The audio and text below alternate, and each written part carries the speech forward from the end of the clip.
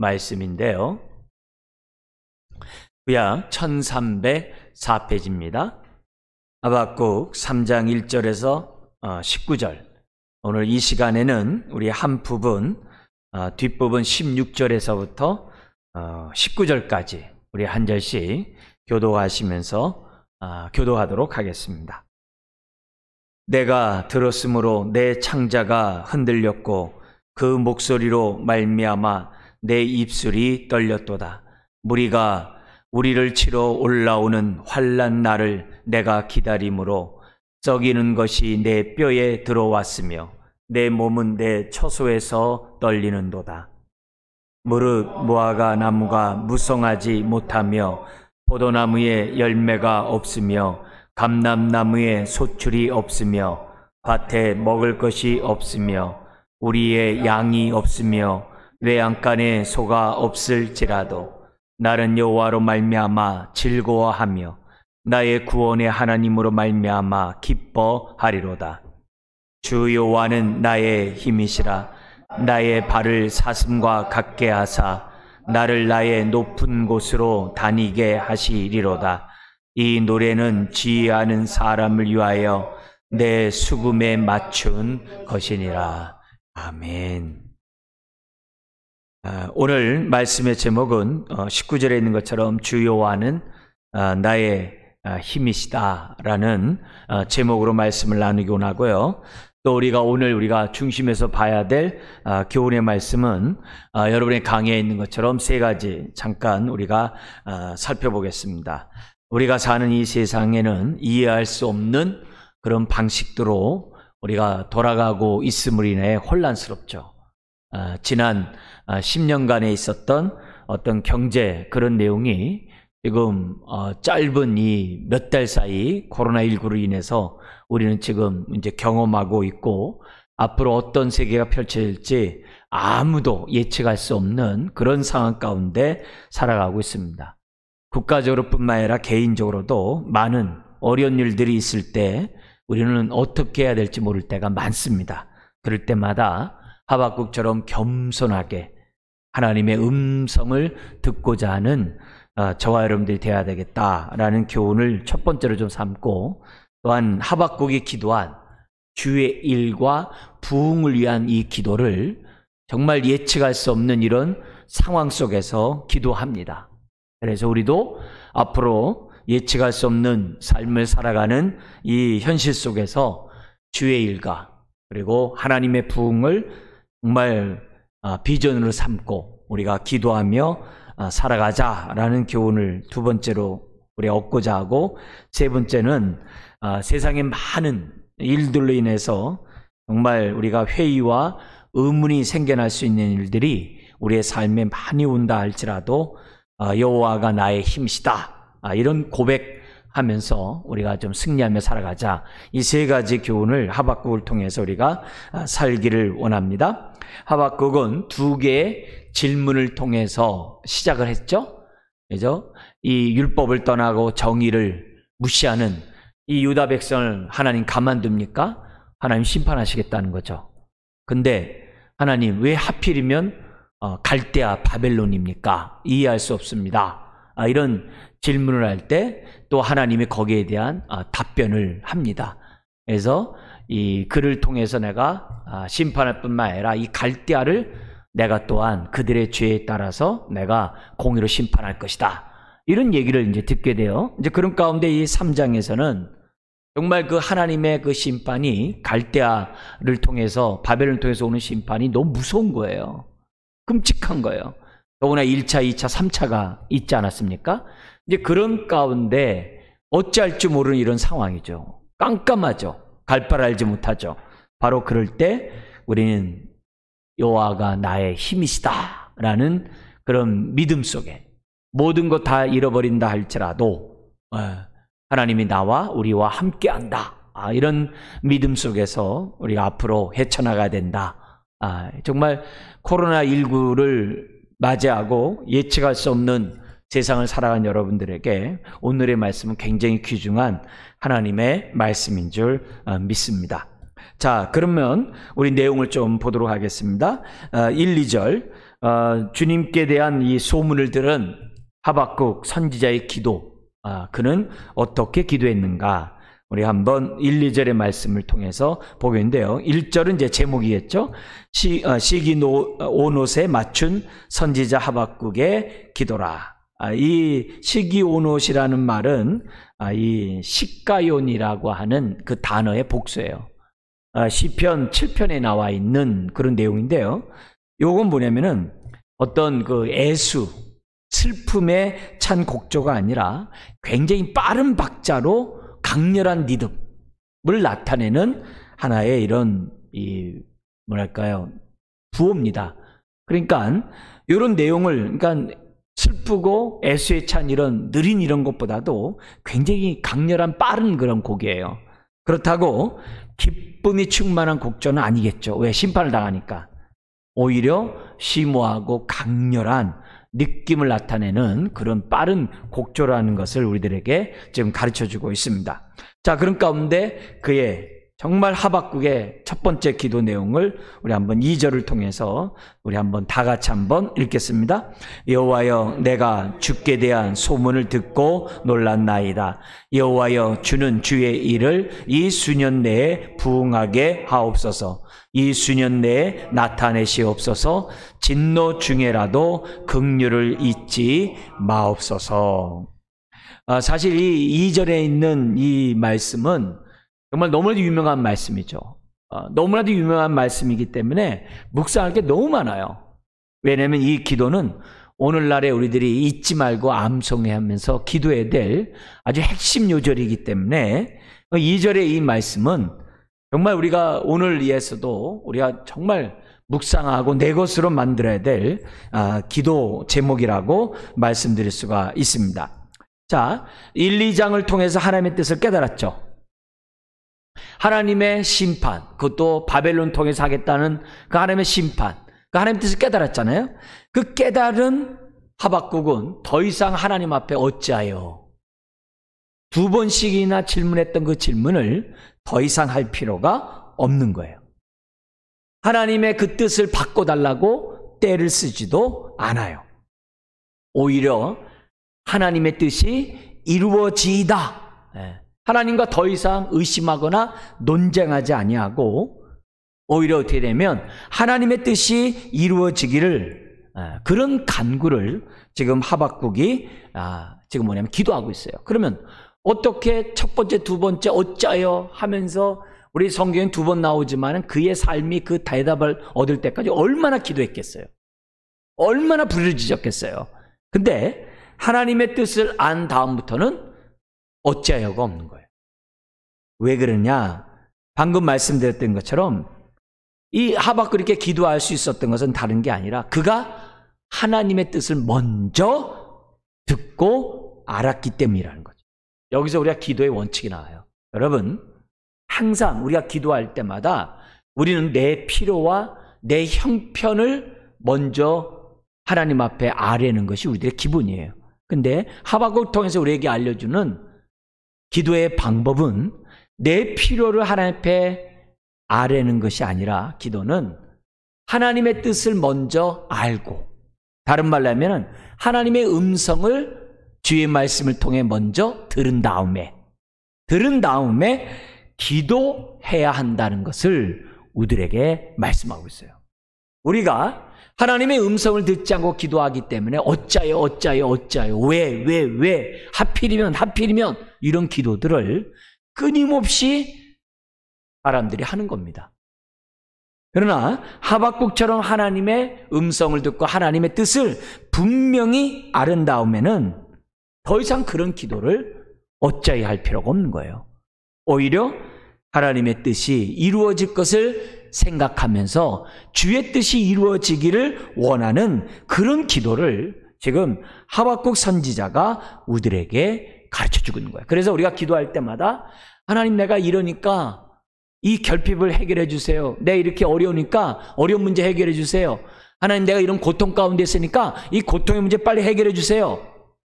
그렇게 기도하기보다는 코로나19로 인해서 불안한 이 현실 앞에서, 어두운 현실 앞에서 우리가 그냥 내 필요를 구하기보다는 하나님, 주의 음성 듣기 원해요. 하나님, 주의 뜻 알기 원해요. 하나님, 제가 어떻게 기도해야 되는지 하나님 알게 해주세요. 그런 기도를 지금 해야 한다는 것을 하박국을 통해서 우리들에게 가르쳐주고 있습니다. 그래서 하나님의 소문을 듣고 여기 나온 것처럼 놀랐다는 것처럼 먼저 하나님의 음성을 듣고자 하는 저와 여러분들이 되어야만 합니다. 그러면서 동시에 이 하박국의 입장에서 볼 때는 바벨론이 정말 공격을 한다고 한다면 얼마나 많은 사람이 죽겠습니까? 얼마나 끔찍한 일이 벌어지겠습니까? 낙심할 수 있는 일이죠. 두려운 일이죠. 빨리 도망가고 싶겠죠. 왜? 유다 땅이 곧 바벨론이 침공해 오니까. 근데 하박국은 그렇게 하지 않아요. 낙심될 수 있는 상황, 주랭난 칠 수 있는 그런 상황이라 할지라도 하박국이 우리에게 가르쳐주는 이 기도의 자세는 뭐냐면 하나님 앞에 나가야 한다는 거예요. 그래서 2절에 어떻게 시작하는가요? 여호와여 라고 기도하고 있다는 거예요. 그래서 절망 가운데 있고 정말 갈 바를 알지 못하는 상황이 있을 때마다 우리들이 배워야 될 것은, 하박국을 통해서 배워야 될 것은 여호와의 이름을 부르자는 거예요. 신명기 28장에서도 뭐라고 그러냐면은 너가 포로로 끌려가야 땅 끝에 있다 할지라도 거기서 여호와의 이름을 부르면 내가 어떻게 돼요? 듣고 너를 건지시겠다라고 우리 하나님께서 약속하셨거든요. 그렇기 때문에 우리가 낙심하고 불안한 그러한 요인들이 있을 때마다 사람을 찾지 마세요. 사람을 의지하지 말고 저와 여러분들은 여호와의 이름을 부르는 저와 여러분들이 되어야 한다는 것을 우리에게 보여줍니다. 그러면서 세 번째로 이 하박국이 우리에게 주어지는 그런 메시지는 뭐냐면 그 상황에서 나의 일을 구하지 아니하고 성경에 보니까 뭐라고 그래요? 여호와여 주는 주의 일을 이 수년 내에 부응하게 하옵소서. 수년 내에 주의 뜻을 이루라는 거죠. 나의 일이 아니라 유다 백성의 구원이 아니라 지금 뭐예요? 주의 일. 하나님이 작정하신 그 뜻을 이루어 달라라고 기도하고 있는 거예요. 여러분, 하나님 앞에서는 코로나19로 인해서 세계 정세, 경제 지표, 앞으로 어떻게 될까? 그런 게 중요한 게 아니에요. 하나님 앞에서 중요한 것은 주의 일이에요. 그러니까 내가 힘든 병에 고통 가운데 있을 수 있고 감당하지 못하는 병에 걸릴 수 있고 경제적 어려움에 겪을 수도 있어요. 어떻게 이 문제를 해결하지? 전문가 얘기를 들어봐야 되겠다. 그런 것이 필요할 수 있어요. 그러나 그것보다도 먼저 중요한 것은 뭐냐? 주의 일이에요. 주의 일을 구하는 것이 중요해요. 하나님 앞에서는 다른 게 아니에요. 하나님의 뜻을 아는 것이 오늘 코로나19 불확실한 미래를 살아가는 저와 여러분들에게 중요한 문제라는 것을 우리들에게 가르쳐줘요. 인생의 문제도 마찬가지예요. 어떠한 일이 앞으로 벌어진다 하더라도 우리의 관심이 우선적으로 가져야 될 것은 뭐냐? 주의 일을 이루는데 이 몸이 쓰임받기를 원합니다. 주님의 일을 이루는 그 일에 내 삶이 드려지기를 원합니다. 주님, 하나님의 일이 이루어지기를 원합니다. 우리 예수님은 어떻게 돼요? 십자가의 상에서 나의 원대로 마옵시고 아버지의 원대로 되기를 원합니다라고 기도했던 그런 모습을 지금 하박국의 모습에서 우리들은 알 수가 있는 거예요. 자, 그러면서 이렇게 기도하는 하박국의 마음을 보세요. 그는 놀랐다고 그랬어요. 네? 놀랐다고 하면서 여호와의 이름을 불러요. 겸손히 하나님 앞에 엎드려서 기도하고 있어요. 그래서 우리가 이런 기도를 하면서 비록 놀라지만은 여호와 앞에 서 있는 이 하박국의 이 겸손한 이 모습을 우리가 오늘 기도하는 이 내용에서 저와 여러분들이 지금 뭐예요? 배우셔야 돼요. 성경에서 겸손은 뭐냐면은 하나님의 뜻을 아는 자만이 가질 수 있는 자세가 겸손이에요. 하나님의 뜻을 알지 못하면 겸손한 모습을 절대 가질 수가 없어요. 그리고 겸손한 자만이 주의 일을 구할 수 있어요. 주의 일을 구할 수 있는 사람은 하나님의 임재 앞에 있는 겸손한 사람만이 주의 일을 구할 수 있어요. 그래서 이 겸손한 사람은요, 갈대아 사람이 안 보여요. 바벨론 사람이 안 보여요. 겸손한 사람은 하나님만 보여요. 그래서 여호와라고 기도하는 거고, 주의 일이 이루어지기를 원한다라고 기도하는 거예요. 내 눈에 자꾸 이렇게 세상 것이 보이고 자꾸 두려운 것들이 눈에 보이고 불안한 요소들이 보이는 거는 내가 하나님 앞에 서 있지 않다는 거예요. 다시 말하면 겸손하지 않다는 거예요. 내 문제 때문에 무서워하고 두려워하고 답답하는 거는 아직 내 마음이 하나님 앞에 있지 않다는 거예요. 겸손하지 않다는 거예요.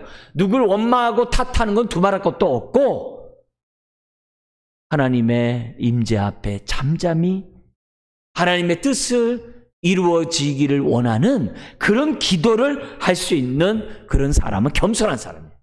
그걸 우리는 하박국 선지자의 기도를 통해서 저와 여러분들이 배우셔야 돼요. 내가 아픔 속에, 고통 속에서 주님만 바라볼 수 있는 그런 마음을 갖고 있는 사람이 겸손한 사람이에요. 하박국 선지자는 1, 2장에는 그러지 않았어요. 그렇지만 다 사실을 안 다음에 하박국은 어떻게 돼요? 겸손히 하나님 앞에 이 모든 문제를 맡기면서 주의 일이 이루어지기를 원합니다. 주님, 수년 내에 부응하여 주옵소서 하면서 하나님의 뜻에 합당한 기도를 하박국 선지자는 지금 아뢰고 있다는 거예요. 네? 여러분, 정말 이 하박국 선지자가 얼마나 하나님의 임재 가운데 있을게 소문을 듣고 놀랐겠어요. 네. 왜? 하나님의 뜻은 이루어진다는 것을 하박국은 믿고 있다는 얘기거든요. 에이, 그런 일이 어디 있어요? 이런 게 아니거든요. 하나님이 자기에게 알려준 대로 하나님의 심판이 임할 것이고 구원이 임할 것이라는 것을 들으니까 지금 뭐예요? 놀란다는 거거든요.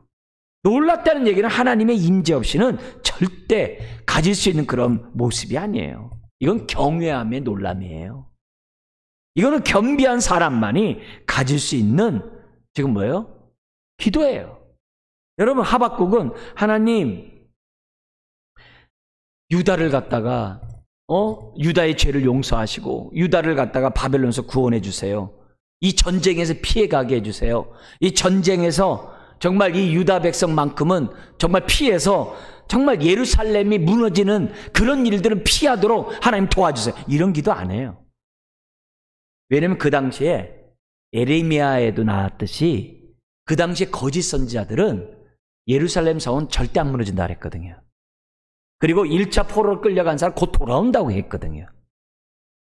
거기에 대해서 예레미야는 뭐냐면 편지를 보내가지고 거기서 자식을 낳을 것으로 생각하라고 거기에서 적응하면서 있으라고 편지를까지 다 보냈거든요. 예레미야서에 보면. 지금 분위기가 뭐냐면은 지금 하나님의 음성을 들을 수 있는 그런 상황이 아니에요. 다 뭘 구하는 거예요? 예루살렘의 안위와 안정을, 평안을, 전쟁 없음을, 그런 것들을 구하고 있을 때가 그때예요. 그런데 하박국은 그렇게 얘기하는 게 아니라 주의 뜻이 이루어지기를 지금 기도하고 있어요. 이거는 하나님의 음성을 듣지 않으면 할 수 있는 그런 기도가 아니에요. 그러면서 오히려 무슨 얘기를 해요? 하나님의 부흥을 지금 뭐예요? 기도하고 있다는 거예요. 부흥을 기도하고 있다는 거예요. 이 부흥은 우리가 생각하는 그런 부흥이 아니에요. 성경에서 말하는 이 부흥은 뭐예요? 우상에서 돌이키고 나의 이 겉사람을 할례시키고 이 마음이 부드러운 마음이 되어서 하나님을 경외하고 하나님 뜻대로 순종하며 살아가는 그것을 부흥이라고 하지, 겉으로 이렇게 어떤 외적으로 나타나는 그런 것들을 갖다가 부흥이라고 얘기하잖아요. 그래서 엄밀한 의미에서 우리 신앙은요, 하나님 앞에서 내 자신이 어떻게 돼요? 철저하게 낮아지고 철저하게 그리스도와 함께 죽고 부활하는 그 연합이 철저하게 이루어지게 하는 것이 우리 신앙에서 절대적으로 중요해요. 네? 세상의 경제는 큰 걸, 성공을 굉장히 모든 것이 다 목표예요. 그러나 우리 기독교에서의 부흥은 상한 심령이에요. 상한 심령이에요. 하나님이 원하시는 부흥은 상한 심령을 갖는 것을 원하는 거예요. 지금 코로나 이런 이 사태로 인해 가지고 만나는 이런 일들이 어려워지잖아요. 오히려 이런 것들을 통해서 우리들이 하나님의 임재 앞에 주변 사람들 뭐 이제 신경 쓸 것도 없으니까 임재 앞에 내가 어떻게 돼요? 진정한 상한 마음을 갖고 겸비한 마음을 갖고 하나님의 부흥을 경험할 수 있는 기회도 되는 거예요. 굉장히 중요한 부분이에요. 그래서 이런 부분을 지금 뭐예요? 하박국은 하나님 앞에 기도하고 있는 거예요. 하나님, 전쟁을 비껴갈 수 없고 예루살렘 성이 무너지더라도 주님, 하나님의 부흥이 일어나는 주의 일이 이루어지는 그런 역사가 나타내 달라고 지금 뭐냐면 하박국은 기도하고 있는 거예요. 그러니까 벌써 다른 거죠. 하나님의 뜻을 아니까 이런 기도를 하고 있다는 거죠. 지금 우리가 어두운 시대를 살아가고 있어요. 지금 불확실한 미래를 우리는 살아가고 있어요. 한 번도 안 가본 그런 길을 살아가고 있어요. 옛날에는요, 그동안에 해왔던 거 그대로 따라가면 됐어요. 옛날에는. 그래가지고 그냥 계속 뭐 제일 앞선 사람이나 그 다음 사람이나 마지막 사람이나 같이 그냥 살아가던 시대예요. 근데 지금은요, 짧은 기간 안에 모든 게 휙 이루어져요. 모든 게. 모든 막 한순간에 너무나도 이 생각 속에서 뭐냐면 지금 쓰는 용어가 뭐냐면 어떤 용어로 쓰냐면은 지금 사람들이 내가 이 땅에 살아가면서 아무런 효능이 없는 인생으로 바뀌어버리는 그런 사람들이 너무 많아진다는 거예요. 옛날에는 이게 길어가지고 뭘 하나 생산하는 사람이 있으면은 그 소비하는 사람이 있으면 그 유통하는 사람이 있으면 이게 있잖아요. 굉장히 길어가지고 잘난 사람도 먹고 살고 못난 사람도 먹고 살고 실력 있는 사람도 먹고 살고 없는 사람도 먹고 살고 그랬다는 거예요. 근데 앞으로는 그렇지가 않대요. 세상이 너무 확 바뀌어버려가지고 능력 없는 사람은 살 수 없는 그런 시대가 된다는 거예요. 그러면은 정말 있을 수 없는 그런 사람들이 아무런 효력이 없는 사람들이 집단적으로 막 생겨나게 된다는 거예요. 이런 모습이 있을 때 사람들이 느끼는 절망이라는 것은 이루 말할 수가 없는 그런 시대가 온다는 거예요. 그러면 이런 상황이 있을 때 우리가 하나님을 믿는 저와 여러분들은 어떻게 되겠어요? 전능하신 하나님 믿는 저와 여러분들 어떻게 했어요? 하나님의 은혜를 경험해야 되잖아요. 하나님의 능력을 덧입어야 되잖아요. 어떤 자만이 덧입을 수 있겠어요? 심령의 부흥을 경험한 사람만이 하나님의 돌보신 은혜를 우리들이 뭐예요? 덧입으며 살아갈 수 있는 거죠. 그래서 더욱더 하나님의 부흥을 경험하지 않으면 안 되는 그런 시대가 우리 눈앞에 지금 뭐예요? 다가서고 있다는 것을 지금 우리들에게 말씀하고 있는 거예요. 그렇기 때문에 이런 시대를 살아가는 저와 여러분들이 이 하박국이 가졌던 이런 정말 신앙, 기도 이런 내용들을 저와 여러분들이 본받아야만 하는 거죠. 근데 이 하박국과 이 하나님의 그 뜻과 차이도 여기 본문에 나와요. 하박국은 수년 내에 부흥을 해달라고 그래요. 근데 하나님이 유다 백성에게 허락된 그 연단의 그 기간은 정말 그들의 정말 진정한 부흥을 맛보게 하는 민족적으로 하는 그 부흥은 수년 내가 아니라 70년이었어요. 그러나 지금 뭐예요? 저와 여러분들은 어떻게 돼요? 하박국 같은 기도를 하는 거죠. 하나님, 그 연수가 짧아지기를 원합니다. 근데 하나님이 이 죄 많은 그 인간들, 심지어는 하나님의 성전에까지 온갖 우상단지를 다 갖다 놓고 숭배하는 그 유다 백성을 부흥시키는 데는 70년이 필요한 거예요. 너무나도 갭이 있는 그런 모습이 단순히 심판하는 게 아니라 하나님의 뜻은 뭐예요? 유다 백성이 부흥하는 걸 원하는 거거든요. 우리가 잘못한 거 때리는 게 목적이 아니라 회개하고 돌이키는 게 때림의 목적이거든요. 이스라엘 백성이 온전한 백성이 되어서 정금같이 나오는데 70년이 필요한 거예요. 70년이 필요한 거예요. 그래서 오히려 우리는 이런 걸 통해서 뭘 깨달았냐? 기도하면서 하나님, 고난이 빨리 끝나기를 기대하기보다는 부흥을 맛보는 기회가 되기 원합니다. 이런 기도를 해야 돼요. 고난을 통해서 하나님의 뜻을 분별하고 정말 고난을 통해서 하나님을 닮아가는 자로 빚어지고 고난을 통해서 내가 그만큼 연단받는 하나님의 부흥을 경험하는 그런 사람이 되기를 원합니다라는 기도를 해야 돼요. 그래서 내가 어려운 일을 만났을 때 빨리 해결해 주세요. 그러지 말고 주여 이걸 통해서 내가 부흥하기를 원합니다. 심령이 변화되기 원합니다. 우리 가정이 그렇게 되기 원하고 우리 교회가 그렇게 되기 원하고 이 나라가 그렇게 되기를 원합니다.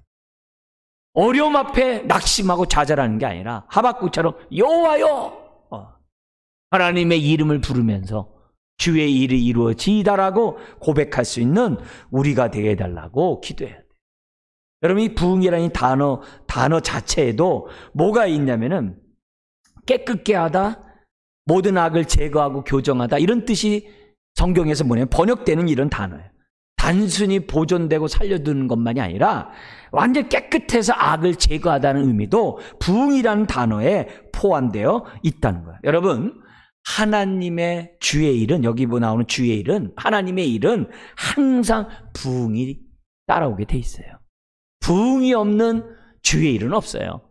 하나님의 은혜를 경험하면서 부흥이 없다? 그런 건 없어요. 네. 진정한 부흥은 나의 심령에 할례를 받는 데서부터 비롯된다는 사실을 저와 여러분들이 잊어서는 안 돼요. 그러니까 우리가 어떻게 돼요? 항상 십자가와 부활의 복음으로 무장해야 되는 이유가 다른 게 아니에요. 십자가 부활이 있어야, 부활의 능력이 있어야 우리의 심령의 부흥이 이루어지거든요. 그래서 항상 우리의 진정한 이 복음이 우리들 가운데 내 안에서부터 이루어지고 이 민족 가운데 이루어질 수 있도록 저와 여러분들이 기도해야 돼요. 그래서 모든 사람이 2장 14절에 우리들의 삶의 현장에서 나타나게 해달라고 기도를 해야 됩니다. 2장 14절 한번 읽어볼까요? 이른 불이 바다를 덮음같이 여호와의 영광을 인정하는 것이 세상에 가득함이니라. 이게 부흥이에요. 이게 부흥이에요. 그래서 개인으로부터 비롯돼 가지고 지금 뭐예요? 열방이 여호와의 영광을 인정하는 그런 세상이 가득되도록, 그런 세상이 되도록 우리가 이것을 바라보면서 오늘 마음의 할례를 주 앞에 아뢰야만 한다는 거죠. 자, 그러면서 하박국 선지자의 이런 모습 속에서 우리 또한 그의 주님의 마음을 표현하는 이 고백을 우리가 배워야 돼요. 이게 뭐냐면은 진노 중에라도 긍휼을 잊지 마시옵소서. 네. 그래서 하나님의 이 긍휼이 어떻게 나타나냐면요, 1, 2, 3차 포로를 끌려감에도 불구하고 하나님의 긍휼이 어디서 나타나냐면요, 남은 자를 살려둬요. 또 남은 자를 살려둘 뿐만 아니라 하나님의 긍휼이 어떻게 나타나냐면요, 바벨론 포로로 끌려간 그들 백성과 함께 가세요. 이게 놀라운 거죠. 그들의 삶의 고통의 현장에 함께 하세요. 예수님이 시험당한 자를 내가 능히 도운다 그랬어요. 왜요? 우리 주님이 모든 시험을 다 당하신다 그랬어요. 왜냐하면 내가 시험당한 자를 능히 도와주기 위하여. 그 모습이 하나님의 긍휼이거든요. 그래서 하나님 정말 포로로 끌려가는 그들에게 하나님 긍휼 베푸셔서 그들로 하여금 어떻게 돼요? 포로 생활할 때 하나님의 은혜를, 부흥을 경험하게 하시고 그들이 회개케 하시고 그들을 다시 돌아올 수 있는 긍휼함을 베풀어 달라고 지금 하박국 선지자는 지금 뭐예요? 기도하고 있어요. 우리는 악을 행하는 자에게 공의로 대하기가 쉬워요. 불법을 행하는 자에게 하나님의 심판을 외치기가 쉬워요. 그러나 하박국 선지자는 그런 가운데서도 긍휼을 잊지 말아달라고 하나님 앞에 기도해요. 성경에서 그러잖아요. 신약에서 긍휼 없는 자는 긍휼 없는 심판을 다 한다고. 우리에게 해코지하고 우리에게 고통을 주는 자에게 긍휼 없는 행동을 하면 안 돼요. 지금 자기에게 고통을 준 유다 백성에게 하박국 선지자는 뭐 하고 있어요? 긍휼을 잊지 말게 해달라고 기도해요. 이것이 지금 하박국 정말 주의 뜻을 깨달은, 음성을 깨달은 자의 기도의 태도예요. 그러니까 이런 모습들을 우리가 2절을 통해서 우리가 배워서 우리의 삶에 잘 구체적으로 적용하면서 우리들이 신앙생활을 해야만 한다는 거죠. 자, 그러면서 이 기도와 함께 3절에서부터 15절까지는 하나님의 이런 정말 놀라운 역사를 노래를 합니다. 근데 어떤 하나님을 정말 묘사하고 있냐면 하박국은 기도의 이 간구 2절로 끝나지 아니하고 그 하나님에 대해서 주의 일을 이루는 그 하나님에 대해서 찬양하고 감사하고 예배가 다 포함되어 있어요. 그러니까 시편의 형식인 시기 온옷에 맞춘 기도라고 얘기한 거예요. 그러면 하박국이 주의 일, 부흥을 이루시는 그 하나님이 어떤 분인지를 우리가 3절부터 15절에 한번 살펴보도록 하겠습니다. 여기 나와 있는 이런 내용은 정말 앞으로도 마찬가지예요. 이해하기 힘든 일이 내 앞에 있고 악이 득세하고 지금 북한이 또 그래도 남북의 상징인 개성공단이 있는 것 같다 또 폭파시켰잖아요. 어떻게 전개될지 모르는 이런 상황 속에서 우리에게 취해야 될 행동이 3장이거든요. 지금 기도를 이렇게 배웠잖아요. 그러나 이 3절에서부터 15절에 나와 있는 이 내용들 또한 저와 여러분들이 배우셔야만 하는 거예요. 여기서 우리들이 기본적인 핵심이 뭐였냐면 하나님이 바벨론을 통해서 심판하지만 하나님 그 심판 중에서도 뭘 잃지 않냐면 긍휼을 잃지 않으시는 하나님이에요. 우리는 그걸 다른 말로 뭐냐면 사랑을 잃지 않으시는, 사랑을 베푸시는 하나님인 것을 또한 우리는 이 하박국의 이러한 기도에서 우리가 배울 수가 있습니다. 이 사랑이 왜 중요하냐면, 긍휼이 왜 중요하냐면 우리의 눈에 보이는 거 다 빼앗길 수 있어요. 우리의 목숨까지도 다 빼앗길 수 있어요. 그러나 우리 심령의 부흥을 경험한 우리 심령에 거하시는 그 주님은 빼앗아갈 수 없어요. 그렇잖아요. 그죠? 그러니까 이런 하박국의 이런 기도 속에서 우리는 그런 것들을 볼 수가 있어요. 아무도 하나님의 사랑에서 끊을 자가 없다 그랬어요. 그걸 우리들이 정말 하박국의 고백 속에서 우리가 배워야 돼. 그래서 앞으로 우리의 삶이 두렵고 불안한 일이 있다 할지라도 뭘 믿어야 돼요?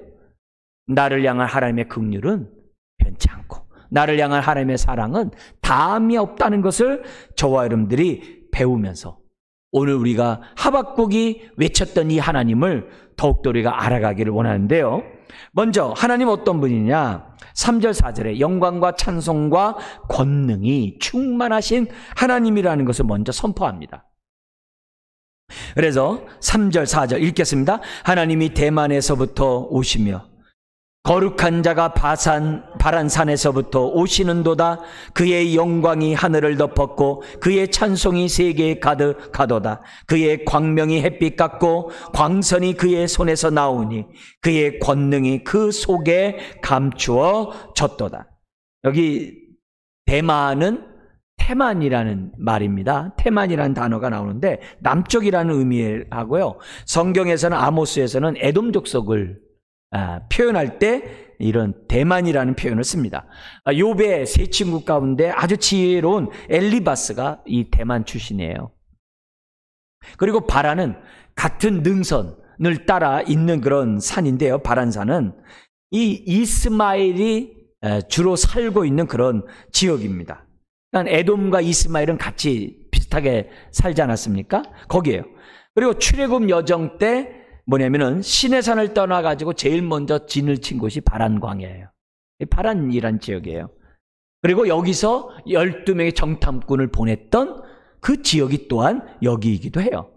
다윗 같은 경우에는 사무엘이 죽자마자 도망갔던 곳이 이곳이기도 해요. 성경에 많이 나와요. 네. 대만 바란이라는 사람이 많이 나오기 때문에 제가 여러분들에게 지금 말씀을 드립니다. 근데 하나님이 대만에서부터 오시며 거룩한 자가 바란산에서부터 오시는도다. 왜냐하면 유다를 칠 때요, 주변에 있는 나라들이 바벨론의 앞제비라는 표현을 쓸게요. 선봉에 서가지고서요 싹 쓸어가 버려요. 자기네들이.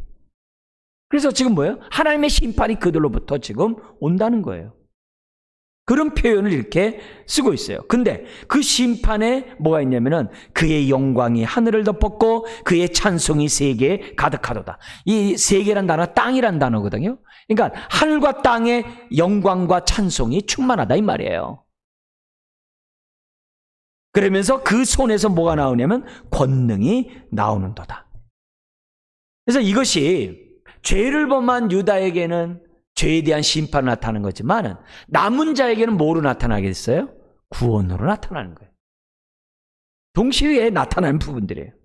자, 뿐만 아니라 하박국이 외쳤던 하나님 어떤 분이냐? 5절에 7절에 공의의 하나님으로 묘사하고 있어요. 그래서 하나님의 그 심판이 임하는데 5절에 보면은 질병이 앞장 세우고 전염병이 뒤따라오게 하신대요. 네. 무서운 거죠. 칼만 있는 게 아니라 질병과 전염병까지 있는 거예요. 그리고 6절에 보면은 그가 멈추시니 땅이 흔들리고 그가 노려보시니 나라들이 떤다라고 표준 세번역에는 기록되어 있어요. 심지어는 7절에 보면 표준 세번역에 내가 보니 구산의 장막이 환란을 당하고 미디안 땅의 휘장이 난리를 만났구나. 하나님의 심판이 이루 말할 수 없다는 것을 지금 5절 7절에 지금 설명하고 있어요.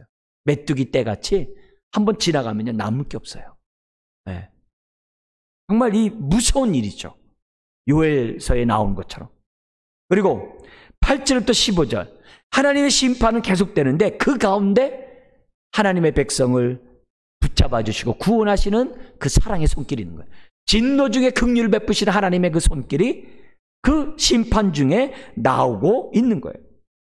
자, 이런 가운데 우리가 좀 봐야 될 것은 뭐냐면은 13절 같이 한번 읽겠습니다.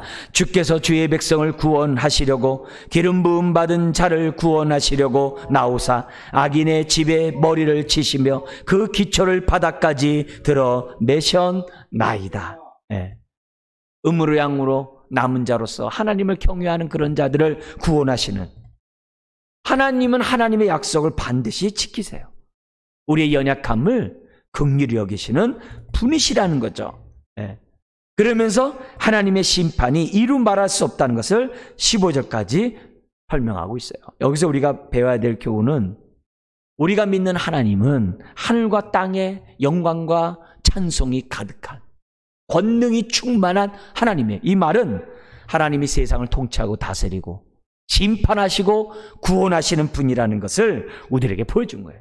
그리고 이 장면은 출애굽했을 때 하나님의 그 권능과 연관돼요. 얼마나 출애굽했을 때 하나님의 영광과 찬송과 권능이 충만했습니까? 그죠? 그것을 보여주는 것이 지금 3절부터 15절이에요.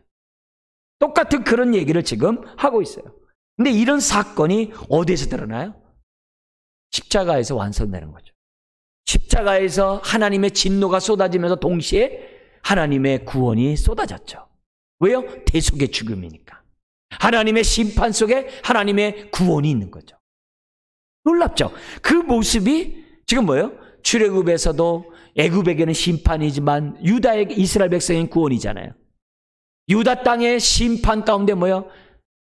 있는 자, 불의를 행하는 자, 부자들 이런 자들에게 대한 하나님의 심판이지만 동일하게 어떻게 돼요? 거기서 압제를 당하는 자들은 구원이죠. 구원이죠. 무법천지 속에서 그런 자들을 건지시기 위해서 어떻게 돼요?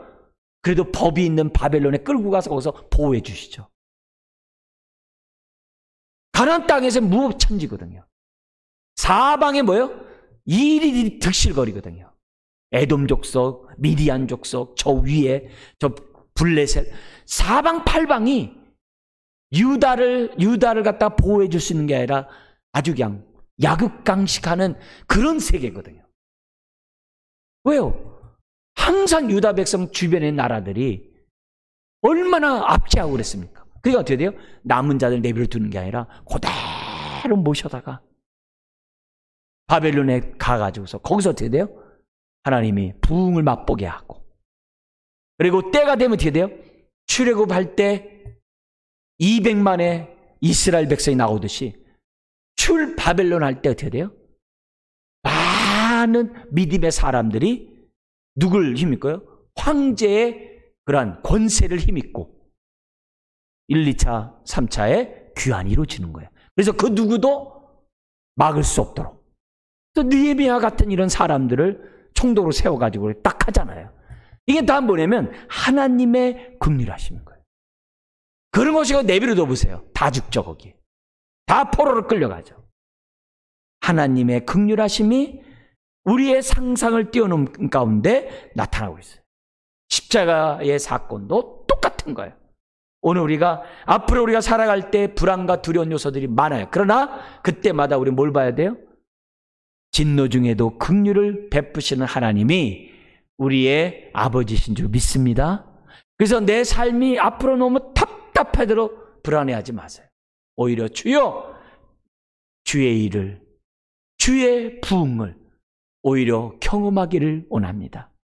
주님, 저의 생을 책임져 주시고 저의 삶을 붙들어 주시는 줄 믿습니다. 이런 마음을 하나님 앞에 올려야 한다는 거죠. 자, 그러자 하나님에 대한 일을 얘기할 때 얼마나 정말 다리가 떨리겠어요. 그게 이제 16절이에요. 우리 한번 같이 한번 읽겠습니다. 내가 들었으므로 내 창자가 흔들렸고 그 목소리로 말미암아 내 입술이 떨렸도다.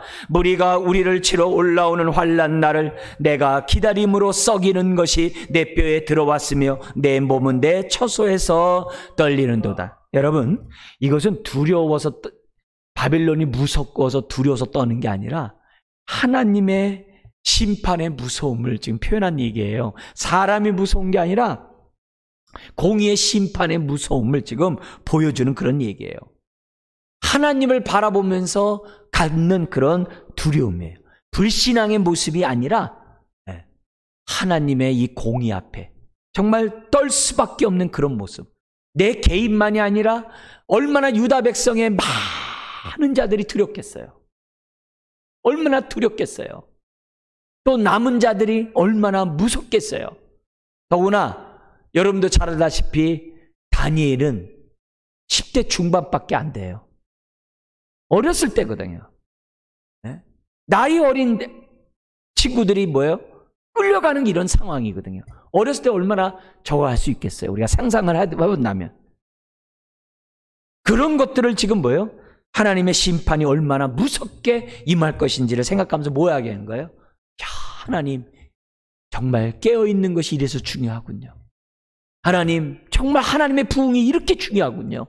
심령의 변화가 정말 하나님의 은혜를 체험하는 것이 이 환난 날에 정말 하나님을 의지하게 하는 믿음이 되고 정말 환난 날에 하나님의 그러한 손길을 갖다가 확신하는 담대함을 주는군요.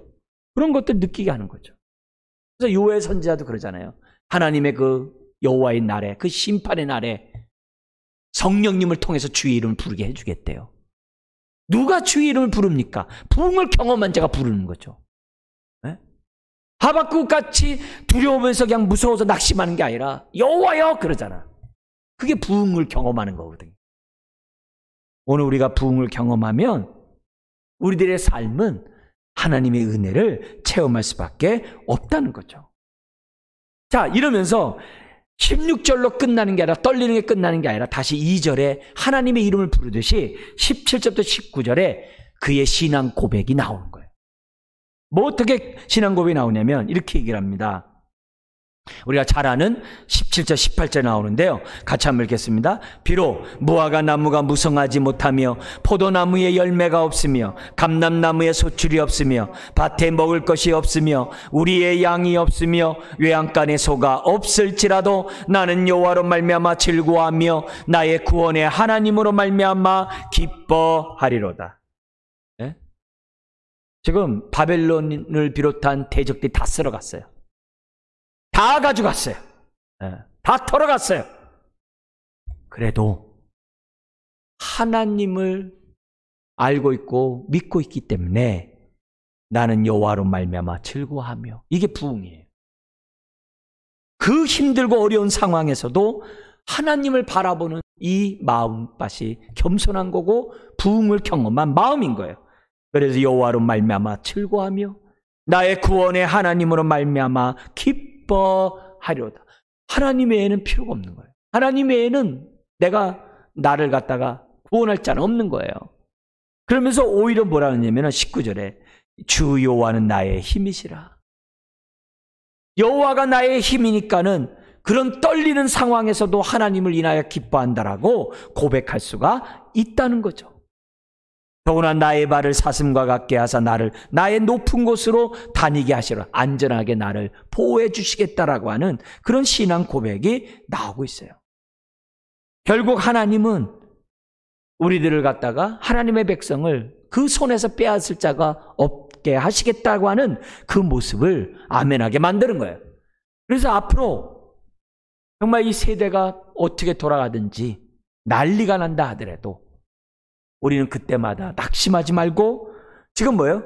나의 힘이 되시는 하나님을 바라보는 가운데 그 힘을 통해서 즐거워하고 기뻐하는 믿음의 하박국 같은 사람이 되어야 될 줄 믿습니다. 하박국 선지자는 하나님의 음성을 듣고 하나님의 뜻을 알았기 때문에 3장과 같은 기도를 하나님 앞에 아뢰 수 있다는 거예요. 그럼 반대로 우리가 두려운 일, 힘든 일, 어려운 일 있을 때마다 하박국 같은 기도를 하지 않았다는 얘기 무슨 말이에요? 하나님의 음성을 듣고자 하지 않았다는 거예요. 내가 불안하고 두려워하는 건 뭐예요? 기도하지 않았다는 거예요. 내 심령의 부흥이 이루어지지 않았다는 거예요. 진정한 부흥은 모든 거 다 뺏어가도 나는 여호와로 말미암아 즐거워하고 나의 구원의 하나님으로 말미암아 기뻐하는 그런 신앙이 하박국을 통해서 우리에게 주어지는 하나님의 믿음이라는 것을, 하나님이 주신 원하시는 뜻이라는 것을 우리들에게 가르쳐주고 있어요. 또 오늘 우리들의 삶도 마찬가지, 건강 잃어버리고 물질을 잃어버리고 정말 내 삶에 살 소망도 없는 이런 현실이 나에게 있다 할지라도 우리는 여호와를 인하여 즐거워하고 기뻐하는 저와 여러분들이 되어야 될 줄 믿습니다. 여러분, 이 하박국의 신앙은, 이 고백은 하박국에서 끝난 게 아니에요. 하박국만 있는 게 아니에요. 창세기서부터 시작해서 모든 성경이 이런 고백을 하는 거예요. 우린 그걸 어디서 봐요? 히브리서 11장에서 보잖아요. 믿음의 선진들은 그런 바랄 수 없는 중에 바라봤던 거예요. 정말 바랄 수 없는 중에 바라보면서 그들은 이런 신앙 고백하면서 삶으로 보여줬던 것이 히브리서 11장의 믿음장이에요. 하나하나가. 다윗 같은 경우에 시편 4절에서 7절, 8절을 보면 4장 7절, 8절 우리 강의 안에 있는데 우리 한번 읽어볼까요?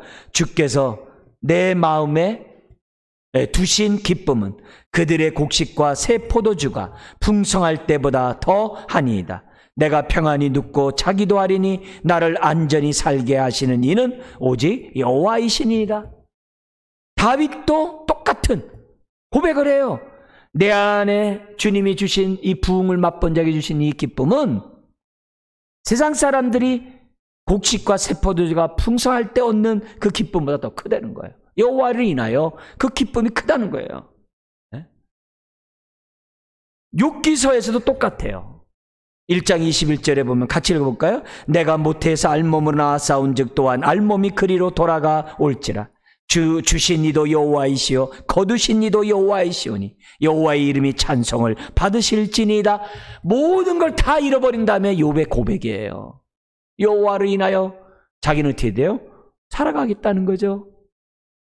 다니엘서 6장 10절에도 나옵니다. 한번 읽겠습니다. 다니엘이 이 조서에 왕의 도장이 찍힌 것을 알고도 자기 집에 돌아가서는 윗방에 올라가 예루살렘으로 향한 창문을 열고 전에 하던 대로 하루 3번씩 무릎 꿇고 기도하며 그의 하나님께 감사하였더라. 그리고 사자굴에 들어가는 거예요. 불확실한 사자굴에 들어가는 그런 상황 속에서도 지금 뭐예요? 하나님께 감사했대요. 그럼 결국은 다시 처음으로 와야 돼요. 하박국이 이렇게 기도했던 이유가 뭐예요? 소문에 대한 소문을 듣고 기도했다는 거 아니에요? 하나님의 뜻을 알고 하박국이 기도했잖아요. 결국 오늘 우리가 어떻게 되면 하나님의 음성을 들어야 돼요.